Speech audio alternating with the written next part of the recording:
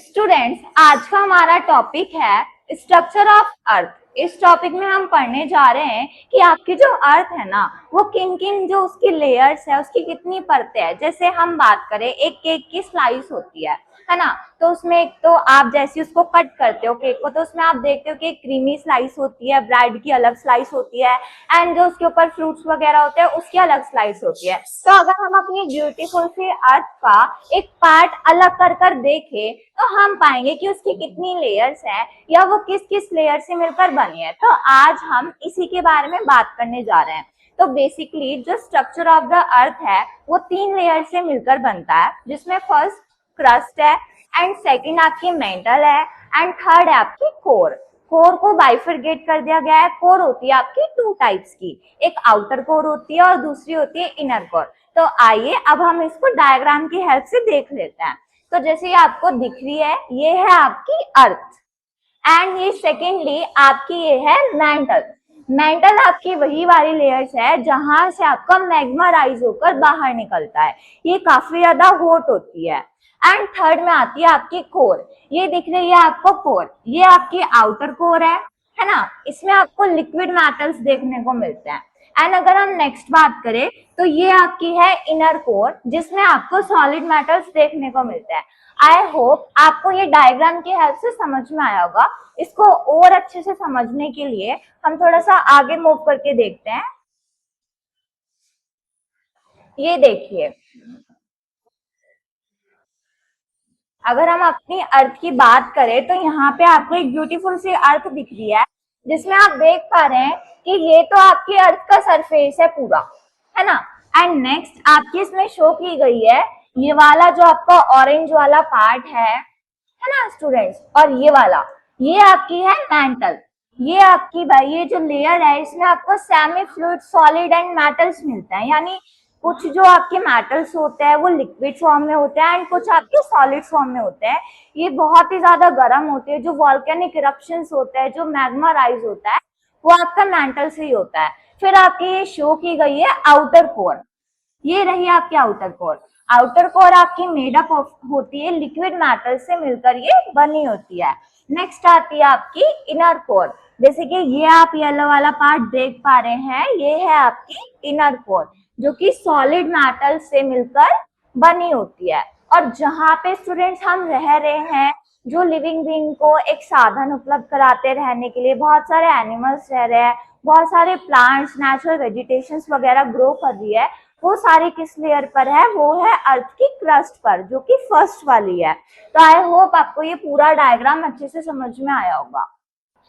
Students, now move to next. हमारा जो next topic है वो बता रहा है मूवमेंट्स ऑफ प्लेट टेक्टोनिक्स। तो सबसे पहले ये कंसेप्ट स्टार्ट करने से पहले हमें ये समझना जरूरी है कि प्लेट टेक्टोनिक्स क्या है। जैसे कि मैंने आपको बताया था कि earth is not in A static position. जो हमारी अर्थ है ना, वो स्थिर नहीं है, यानी वो स्टेटिक नहीं है, वो कॉन्टिन्यूसली चेंज हो रही है। उस पर लैंडफॉर्म्स बन रहे हैं, डिफरेंट टाइप ऑफ मासेस बन रहे हैं।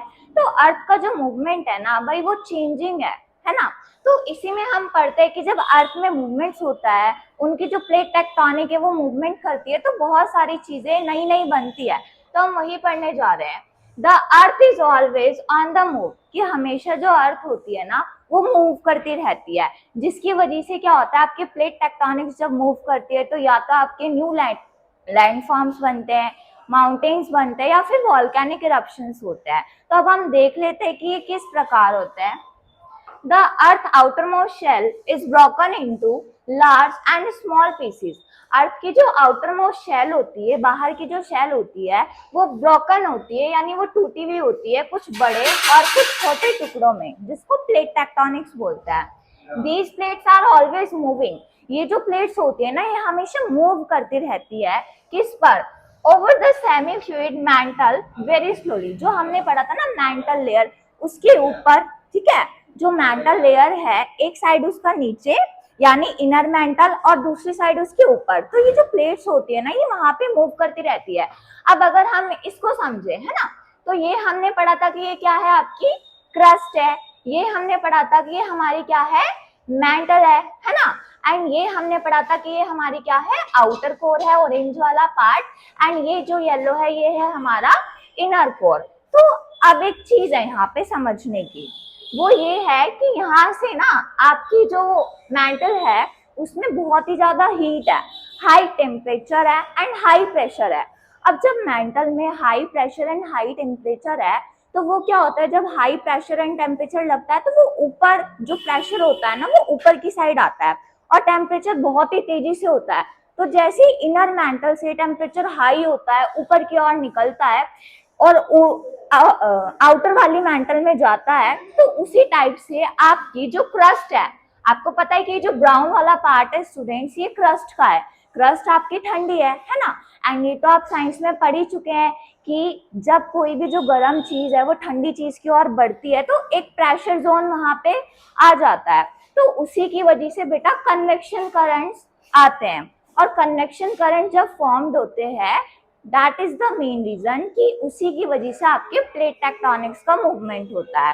तो ये थी आपकी एक छोटी सी स्टोरी कि किस तरीके से जो प्लेट टेक्टोनिक्स है वो मूव करती है, उनके पीछे क्या रीजन है कि मेंटल जो होती है वो बहुत गर्म होती है, वहां से high temperature and high pressure जब ऊपर की ओर राइज अप होता है एंड क्रस्ट उसको नीचे धक्का देती है, क्योंकि क्रस्ट तो आपकी ठंडी होती है तो एक बिल्कुल प्रेशर जोन कन्वर्ट होता है और वहां पे कन्वेक्शन करंट्स आते हैं।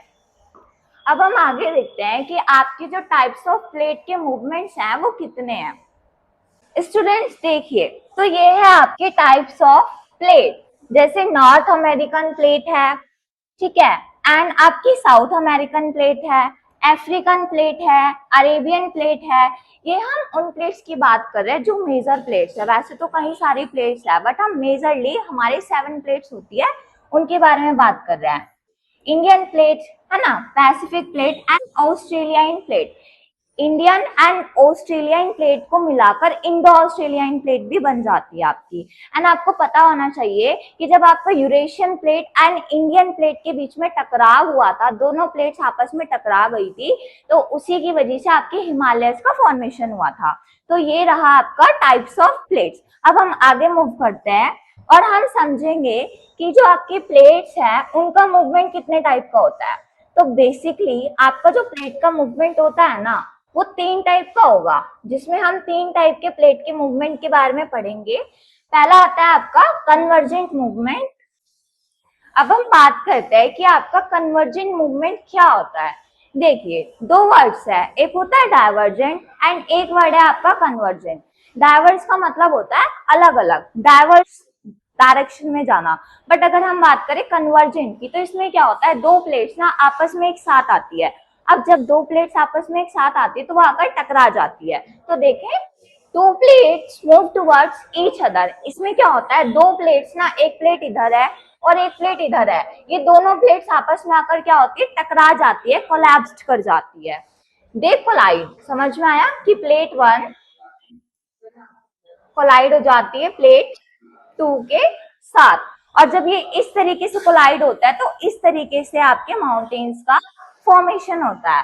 माउंटेन्स फॉर्म होता है, वोल्केनोज इरप्शंस हो जाते हैं, ज्वालामुखी विस्फोट हो जाता है जब 2 प्लेट्स इंटेंस प्रेशर के साथ आपस में आके कोलाइड हो जाती है। तो या तो आपके माउंटेन्स फॉर्म होंगे या फिर आपके वोल्केनिक इरप्शंस होंगे। समझ में आया। And deep ocean trenches are form. And third आपको बताया गया है कि जब 2 प्लेट्स आपस में कोलाइड होते हैं तो डीप ओशियन ट्रेंचेस भी फॉर्म्ड होते हैं। अब जो सागर होता है ना, जो ओशियंस होता है ना, उनके बीच में ना खाइयां बन जाती है। ये आप बाय डायग्राम अभी देखना और हेल्प करेगा आपको अच्छे से समझने में। तो देखिए ये आपको वोल्केनो निकलते हुए दिखाया गया है ना। एंड नेक्स्ट आप देखिए इसकी पिक्चर अच्छे से।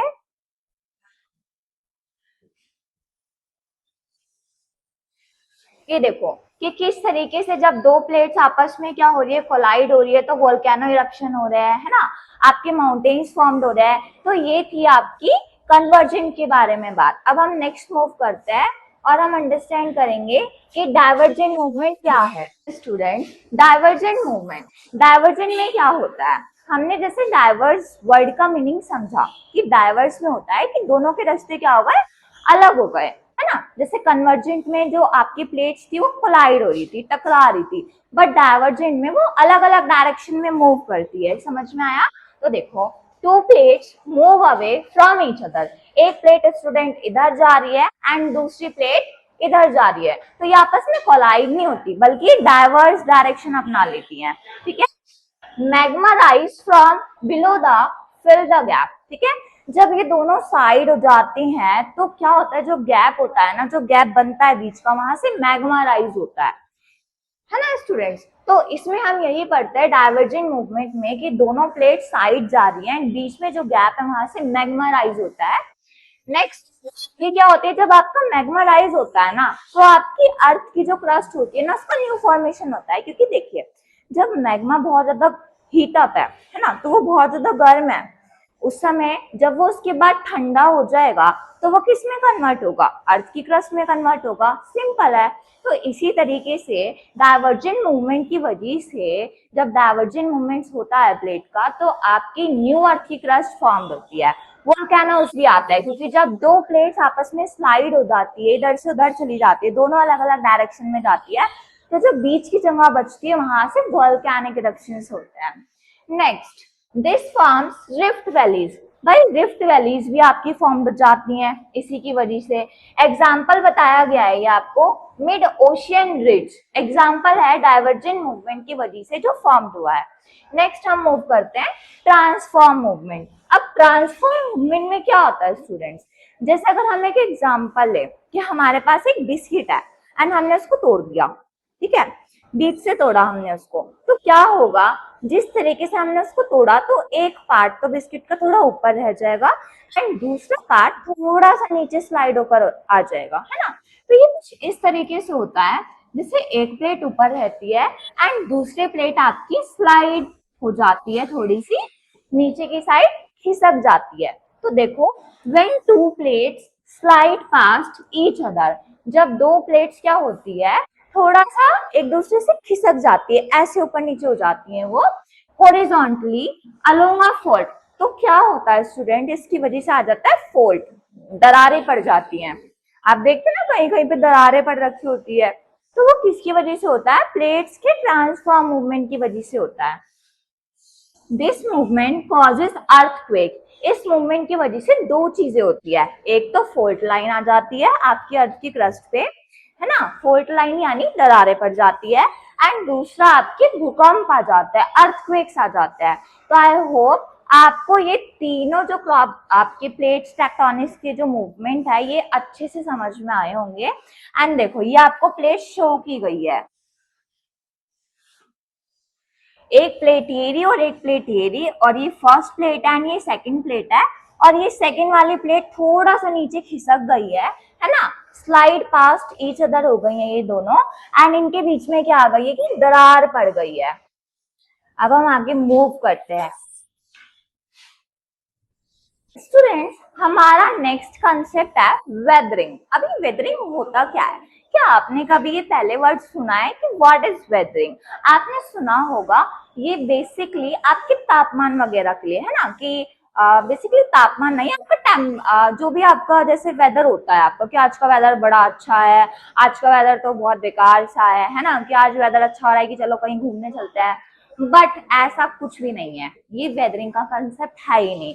यहाँ पे वेदरिंग का कंसेप्ट आपको कुछ और ही समझाने की कोशिश कर रहा है। तो देखिए, breaking down the rocks building our world, एक तरीके से बताया गया है कि वेदरिंग क्या है, वेदरिंग है रॉक्स का टूट जाना। जी हाँ, वेदरिंग का मतलब है रॉक्स का ब्रेक डाउन हो जाना, जिसकी वजह से नई नई चीजें फॉर्म हो जाती है, आपकी न्यू सॉइल बनती है ना, जो प्लांट्स की ग्रोथ को भी सपोर्ट करती है। क्योंकि आप जानते हैं कि क्रॉप्स के प्रोडक्शन के लिए बहुत जरूरी होता है कि आपकी जो सॉइल होनी चाहिए वो फर्टाइल होनी चाहिए। तो हम बात करते हैं कि वेदरिंग क्या है, ठीक है। तो weathering is the breaking down of rocks. What is weathering? Weathering है ब्रेकिंग डाउन ऑफ रॉक्स, की जो आपकी रॉक्स होती है ना, जो आपकी बड़ी बड़ी चट्टाने होती है, उनका टूट जाना, इसी को वेदरिंग बोला जाता है students. On the earth surface, earth की सरफेस पर छोटे छोटे टुकड़ों में जो आपके रॉक्स के जो स्ट्रक्चर है उनका टूट जाना बाय नेचुरल प्रोसेस। अब नेचुरल प्रोसेस कैसे, नेचुरल प्रोसेस जैसे हवा बहुत तेज चलती है, बारिश होती है ना। तो जब बारिश की बूंदें बहुत तेज तेज तेज तेज पड़ती है रॉक्स पे, तो ये कोई 1 या 2 दिन का प्रोसेस नहीं है, it is a huge process, ये काफी बड़ा प्रोसेस होता है। Sunlight as a natural agent, कि जब सनलाइट बहुत ही तेज रॉक्स पे पड़ती है तो क्या होता है, दिन के टाइम पे बहुत ही ज्यादा टेम्परेचर होता है ना। एंड जब बहुत ज्यादा टेम्परेचर होता है तो आपके जो रॉक्स है उसके जो कण जो होते हैं ना, उसके अंदर जो पत्थर होते हैं, जो कंकड़ होते हैं, वो एक दूसरे से क्या होने लगते हैं, दूर जाने लगते हैं, है ना, फैलने लगते हैं। बट रात के टाइम पे क्या होता है, टेम्परेचर ठीक हो जाता है एंड वो आपके पास में आने लगता है जो कण होता है। बट ये ऐसे डेली डेली डेली डेली चलता ही रहता है, ऐसे सालों साल ये प्रोसेस चलता है। इट इम्पैक्ट कि आपकी जो रॉक्स होती है वो ब्रेक डाउन हो जाती है। तो इसलिए मैंने बोला कि ये कोई 1 या 2 दिन का प्रोसेस नहीं है, बल्कि इसमें लगता है काफी ज्यादा समय, है ना। चट्टाने टूट जाती है, चटक जाती है, पत्थरों में दरारें पड़ जाती हैं। तो अब हम इसी के बारे में पढ़ने जा रहे हैं। तो आइए देखो, the rocks do not move from their place, most important. Weathering में जो रॉक्स होती है वो अपने प्लेस से नहीं हटती, जो रॉक जहां पे होते हैं वो वहीं पे टूटकर बिखर जाती है ना। इसको याद रखेंगे, ये आपकी हेल्प करेगा आगे इरोजन को समझने में, क्योंकि जब इरोजन होता है तो उसमें मूवमेंट होता है, बट वेदरिंग में कोई भी मूवमेंट नहीं होता। Only their size and shape change ना। वेदरिंग में क्या होता है बेटा, जो आपकी रॉक्स होती है ना वो टूट कर एक ही जगह पे बिखर जाती है, उनके साइज में चेंज आता है एंड उनके शेप में चेंज आता है। उनके मूवमेंट में कोई चेंज नहीं आता, उनमें कोई मूवमेंट नहीं होता, यहाँ से वहां उनका कोई ट्रांसपोर्टेशन नहीं होता। तो हम इसके टाइप्स पढ़ लेते हैं अब। फर्स्ट आपका टाइप है स्टूडेंट फिजिकल वेदरिंग, ठीक है। फिजिकल वेदरिंग को मैकेनिकल वेदरिंग भी बोलते हैं। अगर हम हिंदी में बात करें तो वेदरिंग को हिंदी में बोला जाता है अक्षय। तो ये भौतिक अक्षय के बारे में बताया गया है। दूसरा है आपका रासायनिक अक्षय और तीसरा है आपका जैविक अक्षय। तो देखो फिजिकल वेदरिंग में क्या होता है, rocks break into smaller pieces. इसमें जो रॉक्स होती है छोटे छोटे पीसीज में टूट जाती हैं, ब्रेक हो जाती है। Now come two types of weathering, कि वेदरिंग के कितने टाइप्स होता है। तो भाई वेदरिंग के टाइप्स होता है 3, physical weathering, chemical weathering and biological weathering. तो अब इनमें होता क्या है, हम ये भी देख लेते हैं वन बाय वन। तो फिजिकल वेदरिंग को स्टूडेंट आप मैकेनिकल वेदरिंग के नाम से भी जानते हैं। Rocks break down into smaller pieces. जो फिजिकल वेदरिंग होती है ना उसमें आपकी रॉक्स ब्रेक डाउन हो जाती है छोटे छोटे पीसेस में and changing their chemical composition without changing their chemical composition. Physical weathering में उनकी केमिकल कंपोजिशन में कोई चेंज नहीं आता, यानी उनमें उनकी जो कंपोजिशन रहती है ना केमिकली कोई चेंज नहीं आता। वो रॉक है जैसी थी वैसी ही रहेगी, बस वो टूट जाएगी, उसमें कोई केमिकल चेंज नहीं होगा। Example, rocks break due to temperature changes. अभी मैंने एग्जाम्पल देके बताया था कि बहुत ही ज्यादा जब सन की रेज रॉक्स पे पड़ती है तो वो क्या हो जाती है, उनमें दरारें पड़ जाती है। और एक टाइम ऐसा आता है, ये काफी लंबा प्रोसेस होता है, कि दरारों की वजह से क्या होता है, वो जो रॉक्स होती है उनमें क्रैक्स आ जाता है, वो टूट जाती है, ठीक है। तो टेम्परेचर चेंजेस की वजह से जो रॉक्स होती है स्टूडेंट्स उनमें ब्रेक डाउन हो जाता है। नेक्स्ट पॉइंट है आपका freezing and थॉइंग of water in cracks, है ना। फ्रीजिंग की वजह से भी जो रॉक्स होती है उनमें क्रैक्स आ जाते हैं। And abrasion by wind water and glaciers. Abrasion, abrasion आप अभी आगे पढ़ेंगे, बट बेसिकली हम थोड़ा सा समझ लेते हैं कि क्या होता है। विंड वाटर एंड ग्लेशियर्स की वजह से भी आपके जो रॉक्स होते हैं वो टूट जाते हैं।